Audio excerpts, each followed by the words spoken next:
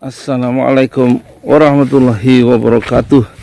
Saya Yudi Pramuko, tukang donat dari Parung YouTuber tertua di semesta. Saya barusan belajar banyak ya dari wawancara Helmi Yahya bicara dengan Fahri Hamzah ya. Hampir 1 jam 9 menit sambil tiduran di kasur. Saya lihat percakapan mereka yang membuka wawasan ya. Cuman ya menghabisin kuota juga ya, sejam ya. Nah, ada beberapa catatan ya, mungkin saya masih ingat ya, untuk mengawetkan sekedar cara saya belajar lah. Masih bisa nangkep nggak? Pertama tentang masalah bangsa ini, kata Fahri Hamzah itu masalah feodalisme ya. Nggak dia jelasin feodalisme itu apa sih.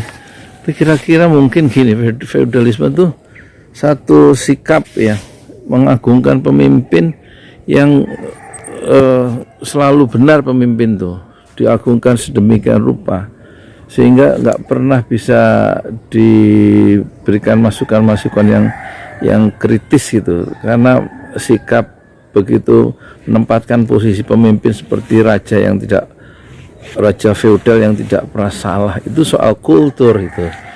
Dan itu kata Fahri Hamzah, feodalisme ini masalah bangsa kita dari zaman ke zaman dan itu harus digergaji. Ini persoalan kultur ya, karena bisa menjebak si pemimpin itu, karena sehingga pemimpin itu kehilangan perspektif, kira-kira begitu kalau bahasa saya bener ya, moga-moga bener.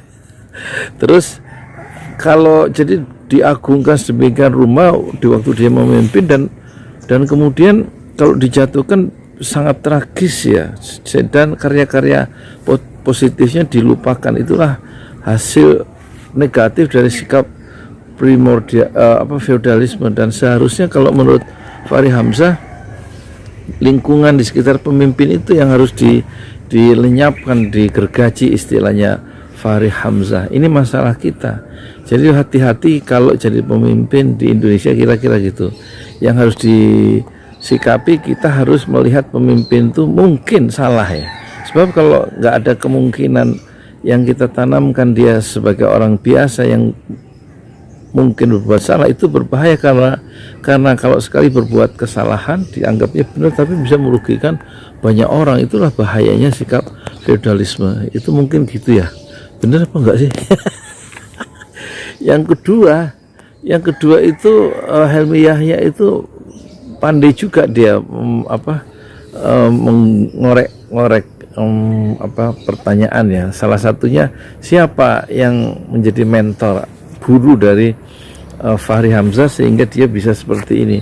Dan sangat mengejutkan juga, ternyata waktu dari Mataram dulu ke Jakarta dia membawa 2 surat dari ayahnya kalau nggak salah itu, untuk disampaikan ke Adi Sasono, dan yang satu ke Profesor Hasan Purbo. Hasan Purbo ini kalau nggak salah sering nulis di Kompas ya. Dulu waktu remaja saya suka mengkliping tuh tulisan Hasan Purbo yang sederhana itu ya. Hasan Purbo rupanya orang Bandung, saya baru tahu dari informasi Fahri Hamzah. Tapi kata Fahri Hamzah, dia nggak pernah ketemu dengan Hasan Purbo, menyampaikan surat dari ayahnya, tapi dia kemudian dikader oleh Adi Sasono. Saya pernah ketemu sekali dengan Adi Sasono waktu seminar, tapi tidak sampai menjadi anak didiknya. Itulah beruntungnya Fahri Hamzah ya. Coba dulu saya ngikutin Adi Sasono ya.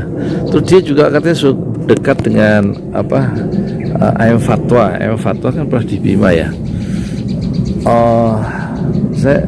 Dan itulah yang membentuk karakter siapa itu Fahri Hamzah, karena dia belajar ngobrol banyak dengan tokoh-tokoh itu secara personal ya, di ruang-ruang pribadi mereka, dengan guru-guru juga begitu. Itu ya, jadi dia menyerap secara langsung dengan orang terbaik di masanya. Yang itulah cara belajar Fahri Hamzah ya, yang mungkin jarang orang lakukan karena sikap agak terlalu agak terlalu sungkan dengan guru. Tapi rupanya kebiasaan Fahri Hamzah yang bagus adalah dia selalu mendekati guru atau tokoh ya, yang jarang dilakukan oleh anak muda sebagai cara untuk mengembangkan dirinya di Jakarta atau di kampungnya. Selalu dia mendekati guru-guru.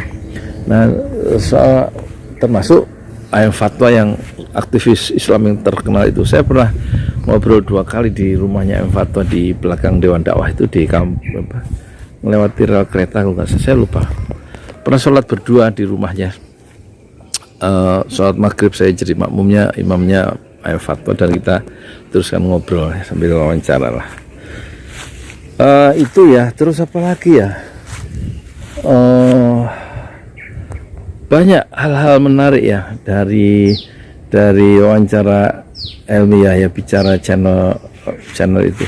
Rupanya Fahri Hamzah itu setelah 15 tahun jadi anggota DPR, pensiunnya 3 juta sebulan. Nggak cukup lah 3 juta sebulan untuk, oh ya, dia ini ya, bukunya banyak ya.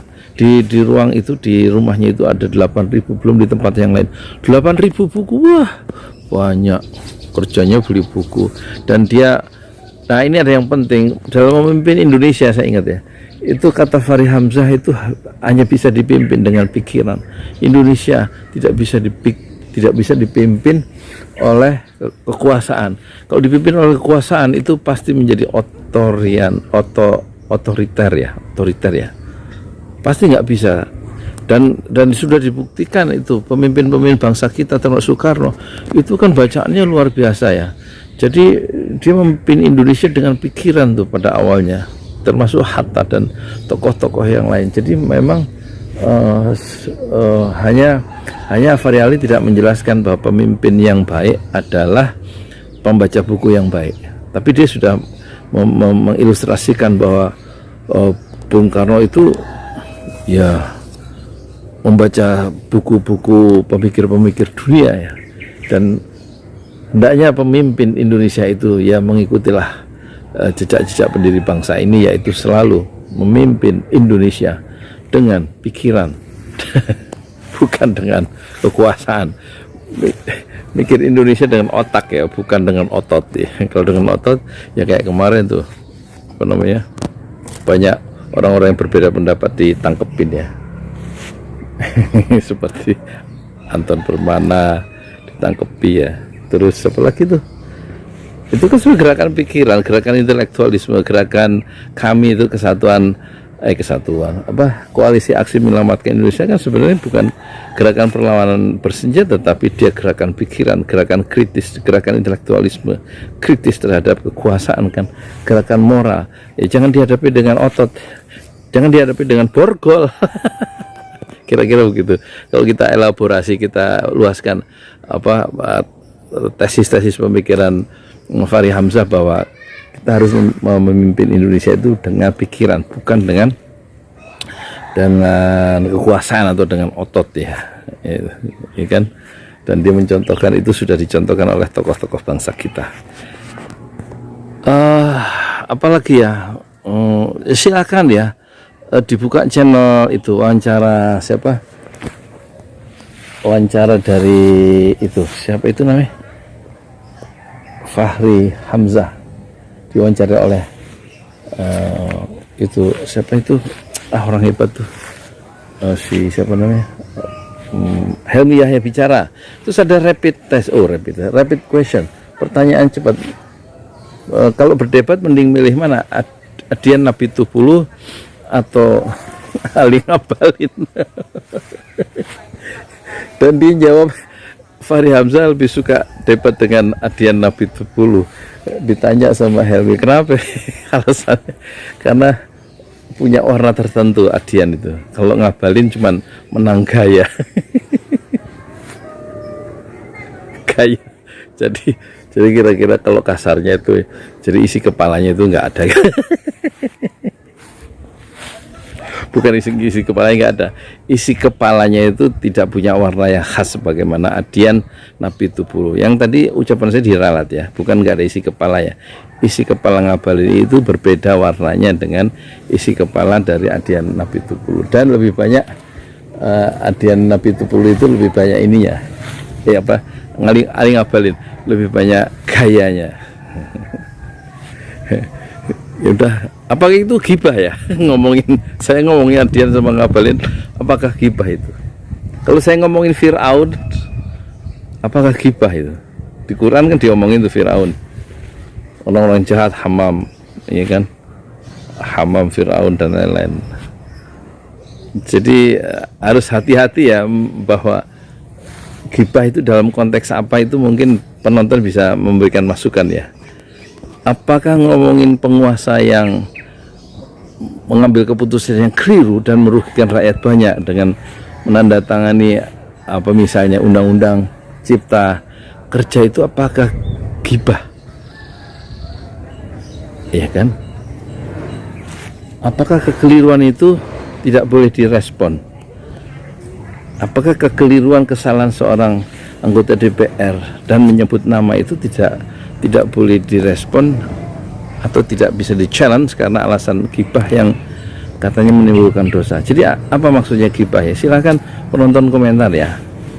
Kalau video ini cocok, silahkan di like dan share, subscribe juga. Lalu kalau nggak cocok dengan omongan saya ini, video ini, di like juga ya. Hidup sekali di dunia, pelit amat sih sama soleh apa. Di like terus di share gitu ya. Ya kalau 2,5% sih insya Allah ada manfaatnya lah omongan saya. Ya 97% setengah ya mungkin nggak ada manfaatnya. Ambil aja yang ada manfaatnya, yang sedikit itu ya. Yang banyak, lebih banyak itu dibuang ya. Terima kasih ya. Naruh topi dulu. Assalamualaikum warahmatullahi wabarakatuh.